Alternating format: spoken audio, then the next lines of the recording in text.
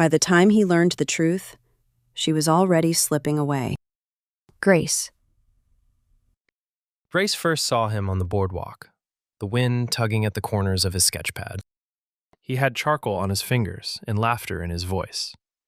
Tourists lined up for quick, exaggerated portraits. Big teeth, bigger hair, softened insecurities. He made them beautiful by teasing them. A small sign propped against his folding chair read, "Caricatures, $15." Behind him, leaning carefully against a weathered rail, were several larger works for sale. Beautiful images that invoked feelings of hope and happiness. The customers admired these pictures, but Grace noticed they seemed to hesitate. They were probably on vacation and were debating the hassle of taking the art home. At 46, and as the owner of Graceful Beauty Fine Arts Gallery, Grace recognized talent when she saw it. The young man was in his late 20s and trying too hard not to look desperate. But his shoes were thinning at the soles, and his smile was stiff. "You are underpricing yourself," Grace said after he finished her caricature. He had given her sharp cheekbones and wise eyes. "People don't pay more on the boardwalk," he replied lightly. "They will," she said, "if they think it's worth more." He looked at her, puzzled, but there was a line forming behind her. She stood and handed him her card. "Stop by and see me tomorrow at my gallery. I want to see more of your work." He stared at her for a moment. "Seriously?" "Yes, I like your style." Then she walked away. The next day she waited for him. She stepped out of her office every hour or so, but he never showed up. By closing time, she decided not to pursue him. If he wasn't ready, she would not chase him down. However, she found herself driving to the boardwalk that evening anyway. He was there. A long line of customers, despite the chill in the air. She sat on a bench and watched him. The more she looked, the more she liked what she saw. The way he drew, his attention to detail, the ease in his hand. She could see real potential. 2 hours passed before she realized how long she had been watching. At last he began to pack up, sliding each piece carefully into protective sleeves. He loaded everything onto a small cart and started pulling it toward the parking lot. Grace followed at a distance. To her surprise, he kept walking. There was no car. He stopped in front of a ramshackle house surrounded by a short chain-link fence. Then he turned to face her. "I knew someone was following me," he said. "I was trying to catch up with you," she replied, slightly embarrassed. "I don't even know your name." "Patrick." "Hi, Patrick." Grace extended her hand. He shifted the cart handle and shook it with charcoal-stained fingers. "Sorry." "No worries." Grace was dressed head to toe in cream, from her tailored slacks to her cashmere sweater, with only her red heels for contrast. She made a mental note to wash her hands as soon as possible. "You didn't come by today," she said casually. He grinned sheepishly. "I couldn't. I had been busy all day. Once tourist season ends, my income dries up. I have to work as much as possible while I can." Grace nodded. "I understand. Do you have a few minutes now? I know you've been on your feet all day, but I think it'll be worth your while." He hesitated. "Do you want to come in?" "Sure." They stepped into the small house. It was worn, but clean. "I'm renting," he explained. "I'm from Texas originally. I came here right out of high school. I was hoping to attend art school, but it didn't work out." He moved to the kitchen and handed her a bottle of water, which she accepted. "I've been working the beach ever since." They talked for hours. He brought out canvases stacked carefully against the wall and unwrapped them one by one. She studied each piece with quiet attention, offering thoughtful suggestions about composition, light, and restraint.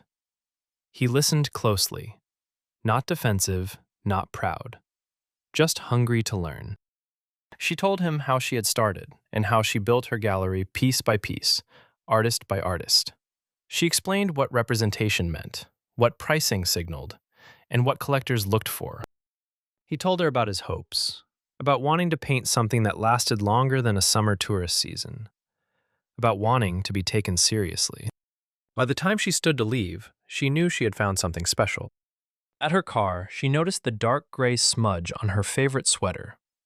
She had forgotten to wash her hands. For once, she did not mind. Grace waited until his busy season ended. When Patrick finally showed up at Graceful Beauty Fine Arts Gallery, the contrast was striking. His modest clothes against the polished floors.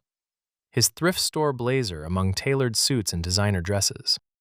And yet, when he stood beside his paintings, he belonged. Grace's partner, Lisa, came out to meet him. Lisa and Grace had run in the same exclusive circles growing up. They hadn't been close, but both had a passion for art and the money to do something about it. When the gallery struggled in its first years, Lisa offered to invest. Grace was hesitant, but finally agreed. The partnership had worked well for them for the last several years. Grace explained to Lisa that she had invited Patrick to show a few pieces at Graceful Beauty Fine Arts Gallery. Lisa's eyes narrowed for a second. Then she smiled brightly. "Great, I look forward to seeing your work." One of Lisa's pet peeves was Grace's instincts. She hated when Grace found raw talent with no formal training and gave them a platform when so many other worthy artists deserved it more. But it was Grace's gallery, and it was profitable, so Lisa swallowed her anger. At Patrick's show, he stood awkwardly in his scratchy new clothes while collectors sipped wine and spoke in low voices.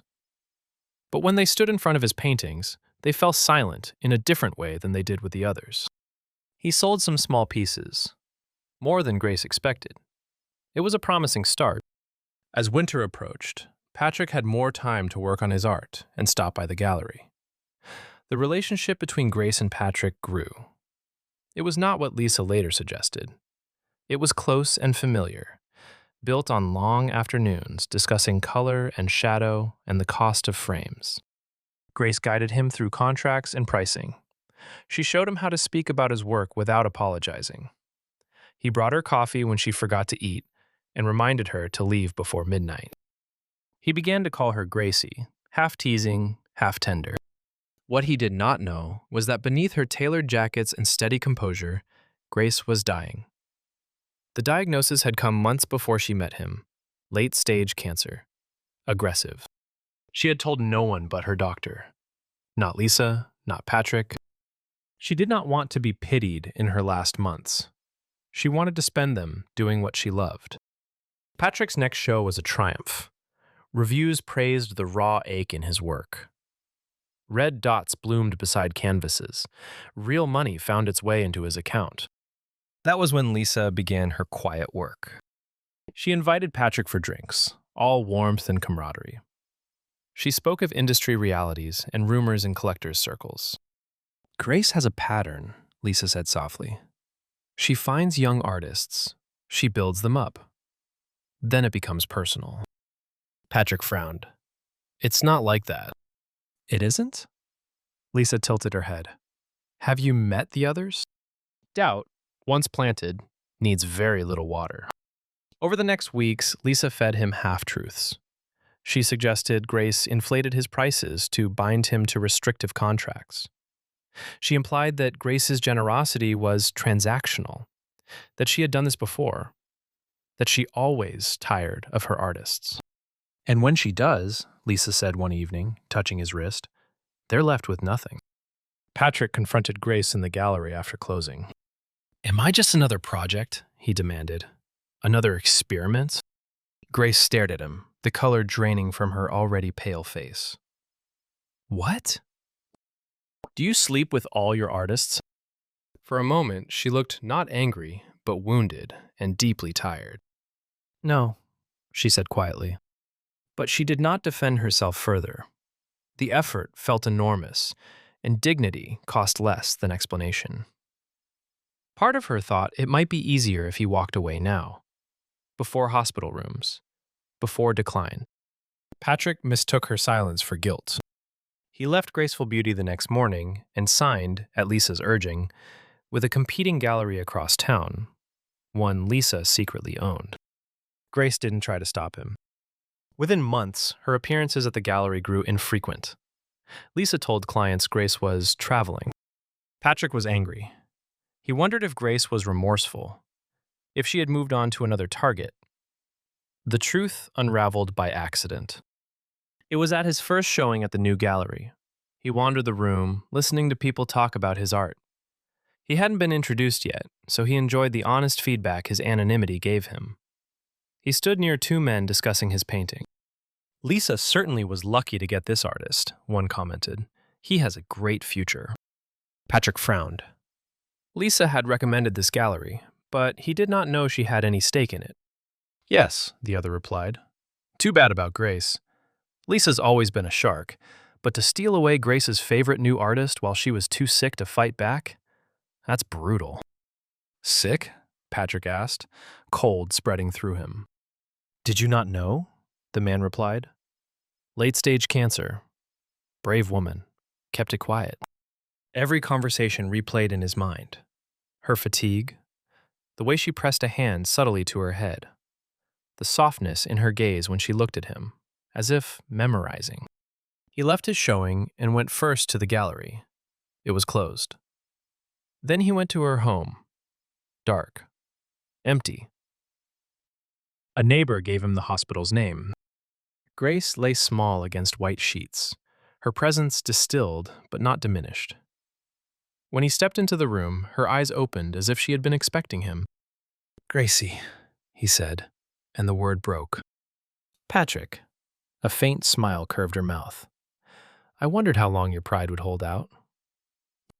He sank into the chair beside her bed. "I was wrong. Lisa lied. It was a setup to move me. I believed her. I thought you were using me." Grace studied him. "Did you feel used?" "No." "Then why let someone else name what we were?" He took her fragile hand in both of his. "I love you," he said. "You saw me when no one did." "And you," she whispered, "reminded me why I began." She told him she was leaving him the gallery. He protested at first, but then she said, "Patrick, you are the closest thing I have to family. I would be honored for you to continue my life's work. The insurance money I'm leaving you should be enough to buy Lisa out and get yourself a nice little place." "Grace, I will make sure that the gallery continues," he promised. He stayed through the night, speaking of paintings not yet made, of the boardwalk and caricatures. She seemed to be listening, eyes closed, her breathing rapid. Then her eyes opened very slowly. "Don't let them tell you what you're worth," she murmured. She closed her eyes again. Near dawn, her breathing softened. Then she was still. Months later, Graceful Beauty Fine Arts Gallery reopened under Patrick's direction. Guests often paused longest at the far wall. There hung Grace's caricature, the one he had drawn the day they met. Sharp cheekbones, wise eyes. Beneath it, a small plaque read, "She taught me to see." Thank you for listening. If you love immersive storytelling, follow along for more tales of drama, romance, the supernatural, and suspense. This story is entirely fictional. Any resemblance to real people or events is purely coincidental.